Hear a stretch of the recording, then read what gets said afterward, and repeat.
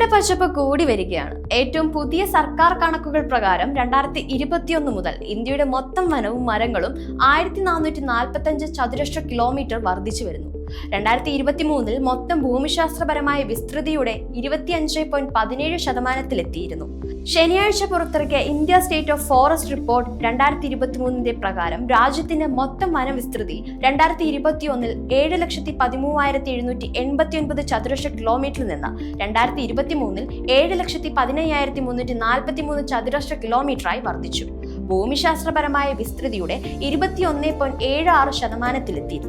മരങ്ങൾ 1289 ചതുരശ്ര കിലോമീറ്റർ വർദ്ധിച്ചിട്ടുണ്ട്. ഇപ്പോൾ രാജ്യത്തിന്റെ ഭൂമിശാസ്ത്രപരമായ വിസ്തൃതിയുടെ 3.41%. കാടും മരങ്ങളും ചേർന്ന് 8,27,357 ചതുരശ്ര കിലോമീറ്റർ അല്ലെങ്കിൽ ഇന്ത്യയുടെ ഭൂമിശാസ്ത്രപരമായ വിസ്തൃതിയുടെ 25.17% വരും. ഇത് 2021 നിന്ന് 1445 ചതുരശ്ര കിലോമീറ്ററിന്റെ മൊത്തത്തിലുള്ള വർധനവ് അടയാളപ്പെടുത്തുന്നു. വനവിസ്തൃതി മാത്രം 156 ചതുരശ്ര കിലോമീറ്റർ വർദ്ധിച്ചിട്ടുണ്ടാണെന്ന് കണക്കുകൾ പറയുന്നത്. ഇതിന്റെ കൂടെ പച്ചപ്പ് പിടിച്ച് കേരളവും. കേരളത്തിന്റെ വനമേഖലയിൽ നേരിയ വർധനയാണെന്നും കേന്ദ്ര സർക്കാരിന്റെ വന സർവേ വ്യക്തമാക്കിയിട്ടുണ്ട്.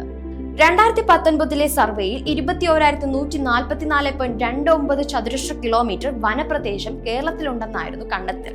എന്നാൽ പുതിയ സർവേയിൽ ഇത് 21,253.49 ചതുരശ്ര കിലോമീറ്ററായി വർദ്ധിച്ചു വരുന്നുണ്ട്.